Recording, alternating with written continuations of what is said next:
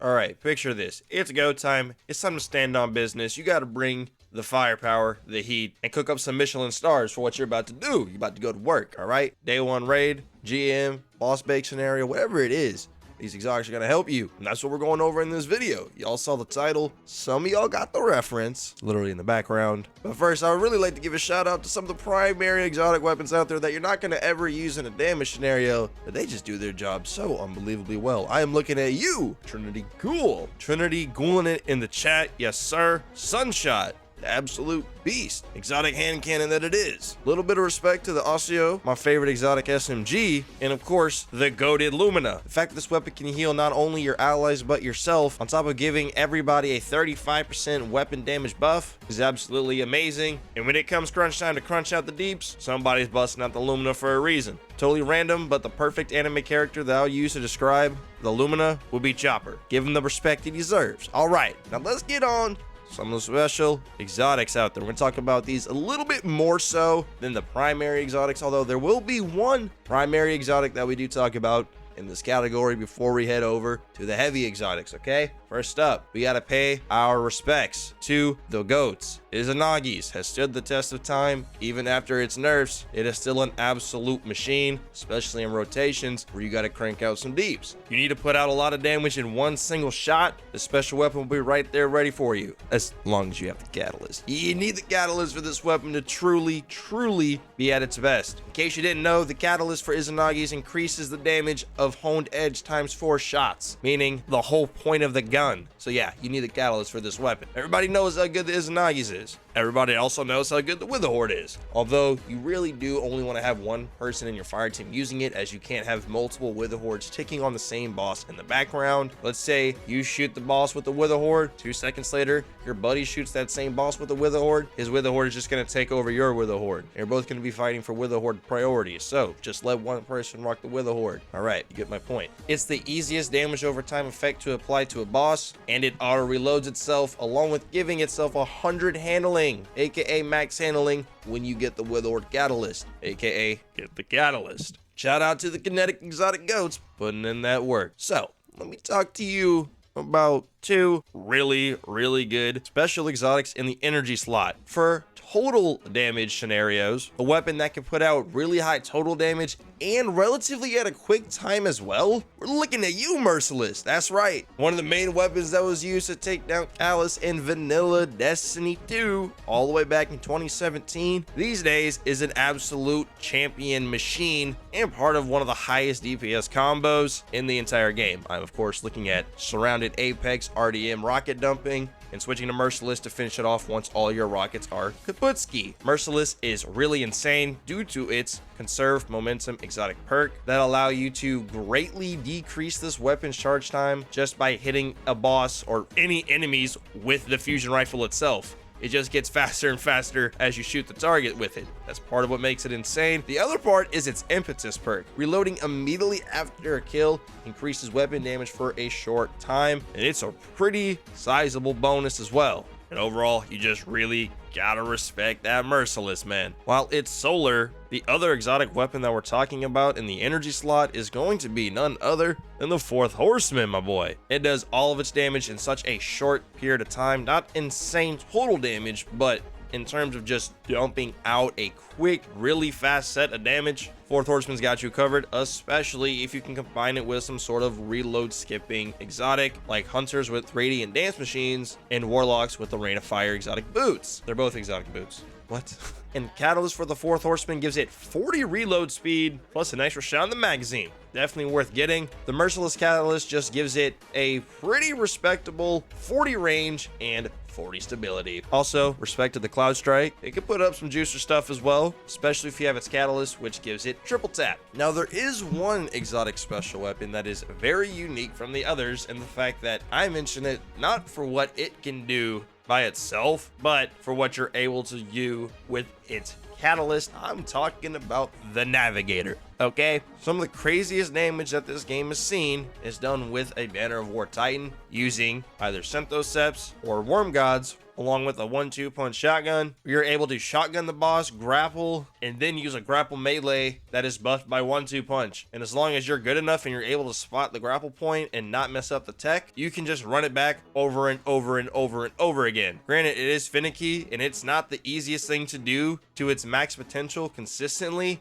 but if you can, you know just how darn impressive that one navigator grapple point can really be. However, you could also use it if you were just, maybe using a strand subclass. You could combine it with Threat of Ascent and just have the grapple point right at your feet, run in Reconstruction Apex Predator, proc your bait and switch, shoot your 2 rockets, and then when you gotta reload, just look at the ground, grapple at your point, and shoot the boss immediately again with that same rocket. Swap over to a special weapon or 2, wait for Reconstruction to do its thing, and you can just repeat the process over and over and over again. Just saying, kinda gotta respect the navigator. Now, the primary that I said that we were gonna be here in this little category is the Malfeasance, because you combine that with Lucky Pants, use it on a Taken boss or somebody on your team using the Wither Horde, maybe a couple Kinetic Surge mods, and this thing's gonna go to work. This thing can be used in a pretty nasty damage rotation by just using the entire Lucky Pants magazine off rip, reload it, swap to a special weapon, hit the boss with that, and swap to your bait and switch Apex Predator. Just go to work. You gotta respect how much damage that a primary weapon can do, because there's not a single one that can match what a Lucky Pants Malfeasance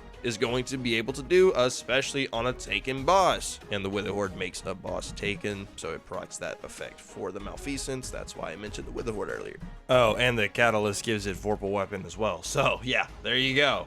I know some people are going to be like, what about Divinity? Get that weak sauce out of here. We only have one debuff weapon that we're talking about in this video, and it's not Divinity. Real quick before we talk about the Heavy Exotics though, I do just want to let you guys know that if you ever want to get your games and their DLC for a cheaper price, you can always head over to Instant Gaming, the top link in the description, along with a free monthly game giveaway that they do every single month. They're trying to save you some money on games and those games DLCs, so head over to Instant Gaming whenever you buy a video game or a video game's DLC. Strap in, buckle up, because now we're going to be talking about some Heavy Exotics. Now, some I do just got to briefly mention because some people love these weapons, and to their credit, some of these weapons are actually pretty good. First things first, gotta give respect to the Darcy.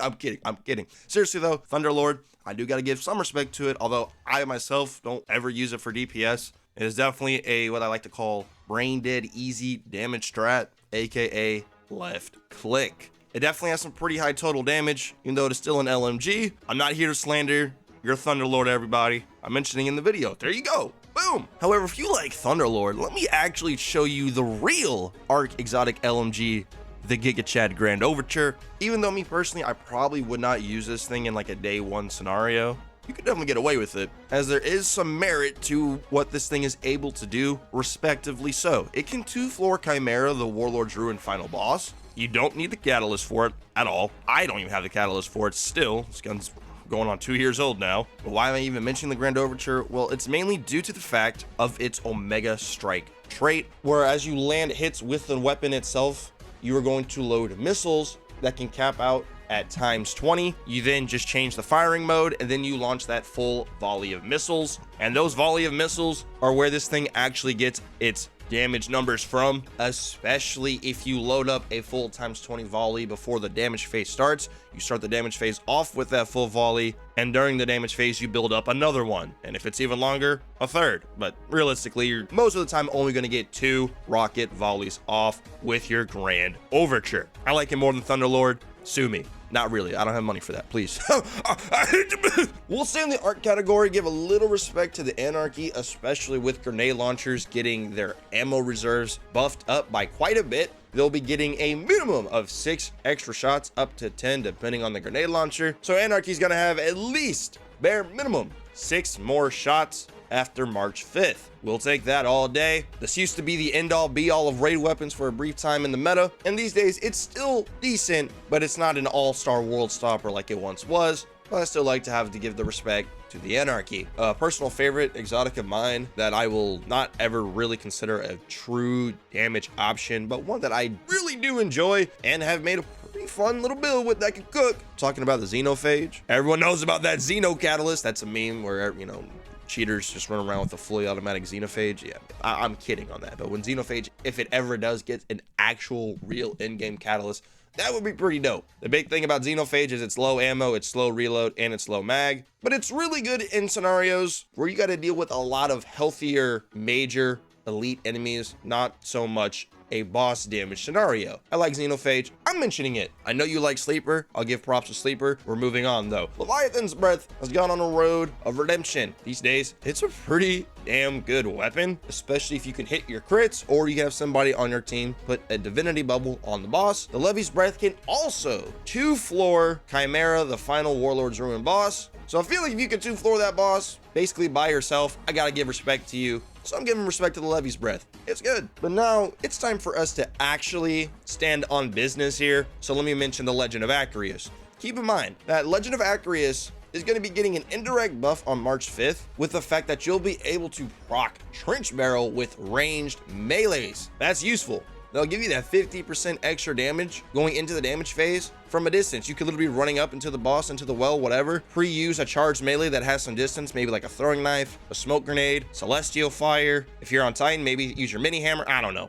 But point is that you're going to be able to proc Trench Barrel with a ranged melee, which will be useful. People were using Legend of Acreus during day 1 Crota for a reason, and I feel like Legend of Acreus is just a fun weapon overall to use whenever the encounter allows for you to use it seriously to its full potential. But one thing about the Acreus is that you have got to get the weapon's catalyst. It is an absolute must. It gives it 2 extra shots in the magazine, 40 reload, and Trench Barrel. You need the Acreus catalyst, but it's a darn good shotgun. Gotta give it the respect it deserves. Speaking of shotguns, the reason why we don't have Divinity in this video is because we have the Giga Chad one and only Tractor Cannon. 30% debuff from a weapon that lasts longer than a tether, which is a super, and it has like 18 shots. I don't need to say anymore. Everybody knows why Tractor Cannon is here. Everybody also knows why Gjallarhorn is making an appearance in this video.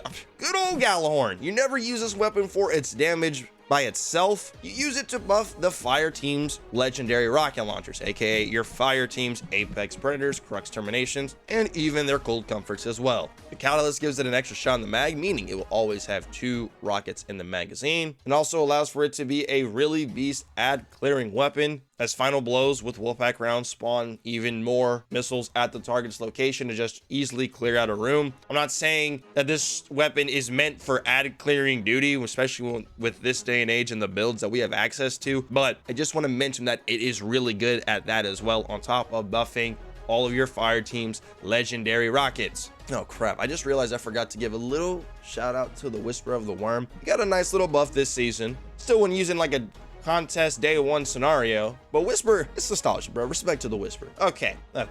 We have arrived at the last exotic weapon that we are talking about in this video. The Prospector is Prospector.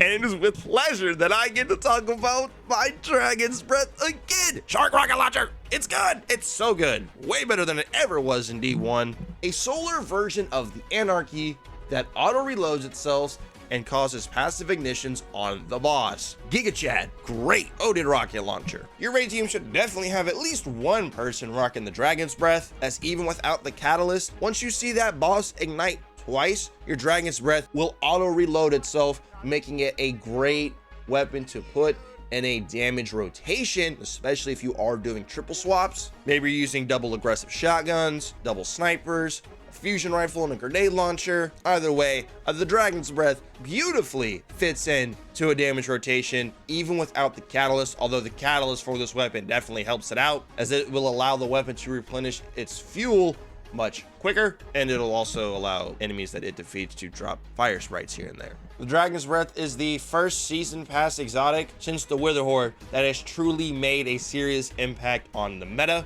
at least PvE wise. I'm not talking about PvE, y'all know that. And I really just love to give respect to the Dragon's Breath and talk about it whenever I can. It's a really good weapon. You don't even need to have any DLC. You can be a free-to-play player, get to rank 30, 35 on the season pass, and boom, you'll get yourself your Dragon's Breath. With how long this season is, if you don't have a Dragon's Breath going into final shape, especially the final shape's day 1 raid, that's your own fault. And there you have it, the very, very, very strongest exotic weapons in the game. If there's an exotic that you thought that I should have mentioned in this video, go ahead and comment it down below. Thank you for watching the video. Remember, if you want to get your games and DLC for a cheaper price, hit up Instant Gaming Top, link in description. You guys take care, consider subscribing, and we'll see your beautiful faces in the next one.